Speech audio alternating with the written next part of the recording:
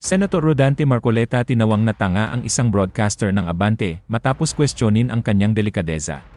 Pinag-uusapan ng delikadesa dahil wala akong connection doon. Nga po, asawa niyo yun eh. Pag Comment sinasabi namin mo kasing dito. delikadesa, parang may connection ako eh. Wala nga eh. Tanga. Oh, yan ba yung mambabatas na ibinoboto nyo? Ano to? Pero bago ang lahat, kung ikaw ay bago sa aking channel, huwag kalimutan na mag-subscribe at i-click ang notification bell for more trending news. Nagkasagutan kamakailan si Senator Rodante Marcoleta at ang broadcaster na si Marlo Dalisay nang tanungin broadcaster ang senator patungkol sa delikadeza. Ito ay matapos madiskubre na may kaugnayan pala ang asawa ng senador sa mga diskaya. Ayon sa ulat ng bilyonaryo, si Edna Marcoleta, asawa ni Senator Rodante Marcoleta, ay nagsisilbing executive director ng Stronghold Insurance Company. Ang kumpanyang ito daw ang nagbigay ng bond coverage para sa mga multi-milyong piso na ghost flood control projects ng mag-asawang diskaya. Ang insurer na nakinabang sa mga peking deal na ito ay direktang konektado sa pamilya daw ng senador. Ipinaliwanag naman ng senador ang panig ng kanyang asawa. Binanggit ang posibleng conflict of interest dahil minsang pinamunuan ni Marcoleta ang Senate Blue Ribbon Panel na nagsiyasat sa naturang proyekto. Tinawag niyang mahina ang research at politikal ang motibo ng alegasyon, sabay diin na ang kanyang asawa ay isang independent director na hindi maaaring magkaroon ng pagmamay-ari o kaugnayan sa may-ari ng kumpanya. Giit ng senador, hindi otomatikong may anomalya ang ugnayan ng kumpanya sa mga kontraktor, gaya ng simpleng pagkakaroon ng sasakyang naka-insured sa parehong kumpanya. Sinabi pa ni Marcoleta na nililikha lamang ng mga kritiko ang ganitong naratibo para siya siraan, at maaari niyang ibunyag ang koneksyon ng mga nasa likod ng akusasyon sa mga susunod na araw. Sa isang episode ng Abante News, natanong ng broadcaster na si Marlo Dalisay kung ano ang ibig sabihin ng kanyang pahayag bilang depensa sa kanyang asawa. Ipinaliwanag naman senador ang kanyang punto. Pero kwenestyon ng broadcaster ang delikadeza ng senador dahil sa conflict of interest nito hanggang nag-init na ang kanilang talakayan. At maririnig na tinawag ng senador ang broadcaster na tanga. Sen, ano ho ba ang description nung binabanggit nyo kaninang independent director? Hindi rin nyo alam. Well, may mga idea ho kami, pero mas maganda ho sa inyo nang galing yan.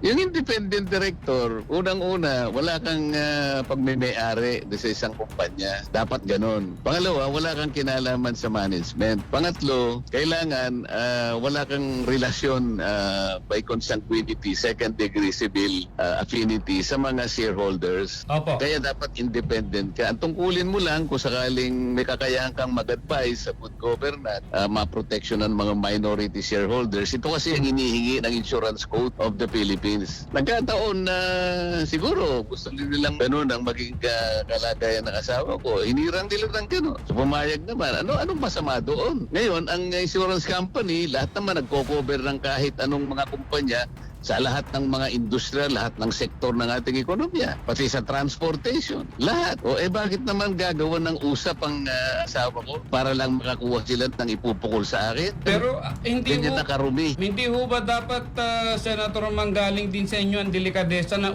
yung asawa ko, nito serbisyo dito, meron siyang, kumbaga, transaksyon dito, hindi kaya marapat na ako dumistansya muna? Sino? Sino di distansya? Kayo po, dito sa ginagawang investigasyon sa Bakit? Senado. Meron ba akong kinalaman dun sa mga insurance company? Delikadesa nga po, Senator, kasi misis nyo po yung naandun. Siyempre may kukunik-kunik na ho yan. Kung ganyan kayong mag-conclude, independent nga kaya tinatanong ko nga sa inyo kanina kung naiintindihan niyo Kaya nga po nagtatanong din kami, delikadesa din ho yung binabanggit namin dito. Hindi Wala na ho ba pinag-uusapan tayong ng ganun? delikadesa dahil wala akong connection doon. Ang asawa ko independent. Yun nga po, asawa nyo yun eh. Nakikipagdebate ka pa sa akin Akala ko ba magtatanong ka lang?